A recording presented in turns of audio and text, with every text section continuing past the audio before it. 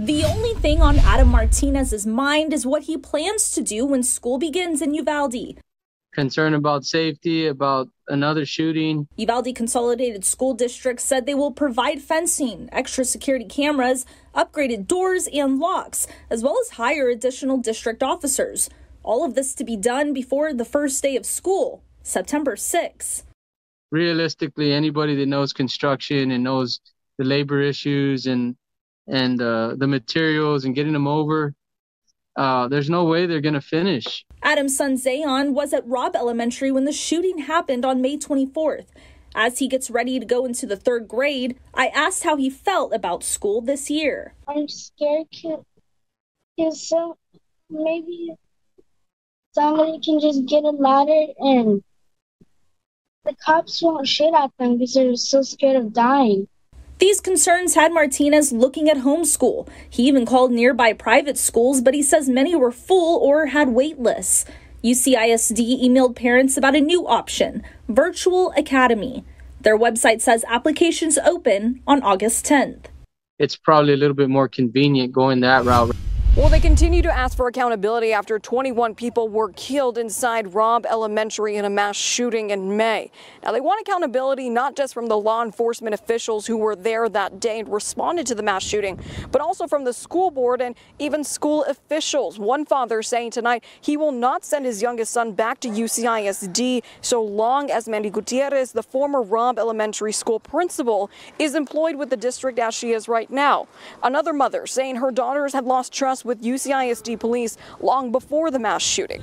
Jesus Rizzo, who is a loved one of victim Jackie Cázares, asked board member J.J. Suarez, who he says responded to the mass shooting, why it was believed to be a barricaded situation as children were inside fighting for their lives. I still don't understand how you go and you create this policy, you implement it, you adapt it, and then we get it so wrong. It just fell apart. Some of the improvements mentioned by the school board tonight include new fencing, 500 security cameras, additional DPS officers at campuses, and counseling services.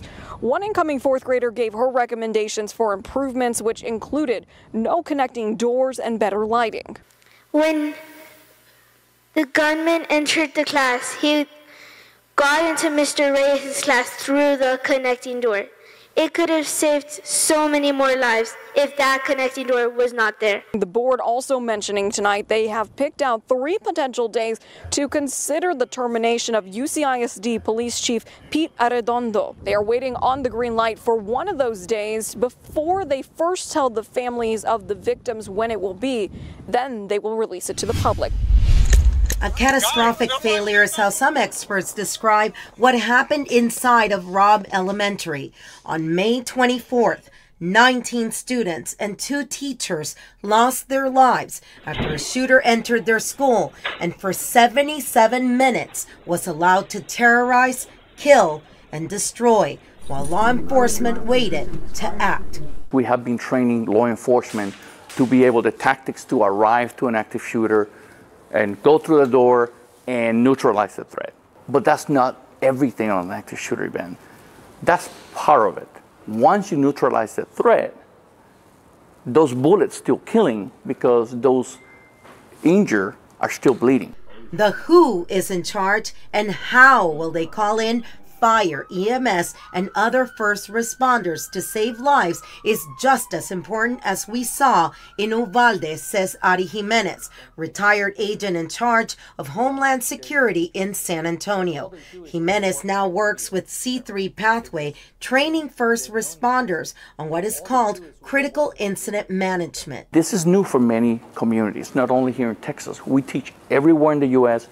Integrated response is the biggest and the newest thing for them. Through Texas A&M Engineering Extension Service, which is an internationally recognized leader in emergency response training, C3 Pathway is hired to train people like Fire Chief James Skobinski of Killeen. So this is an imperative training that we need for our community and for our departments, to be quite frank. Officers were trained in Killeen last week on a first-person basis with the use of a 3D computer-assisted multi-responder simulator. Suspects down. You really have to get yourself in an area of the mindset that this is for real. While it feels that way, with all the radio traffic and all the command calling for updates and progress reports and setting up casualty collection points, it really amps it up to be this is as real as you can get without actually being in the situation. But it's just the first step. The training begins with teaching the basic foundation. Then the scenarios start with a dispatcher from the 911 center getting that call no one wants to get, just like in real life. Law enforcement has to respond. We begin to set up the supervisory levels, the incident management piece.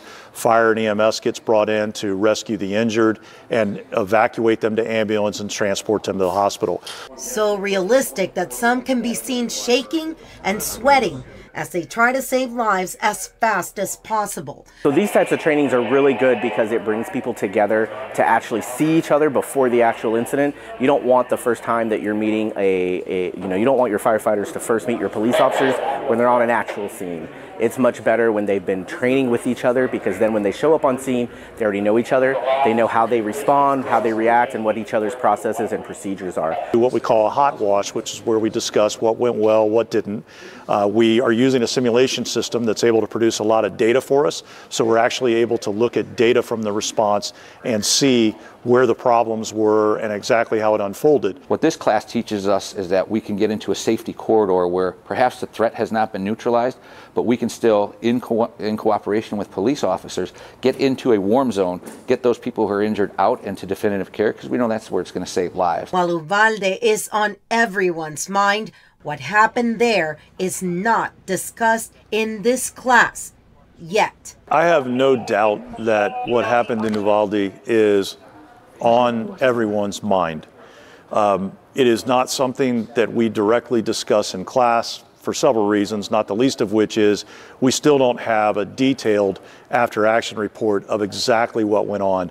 I realize there's a lot of information that has been out in the media, but as the media themselves has experienced, what we thought to be true yesterday turns out not to be the case today, and it's a moving target.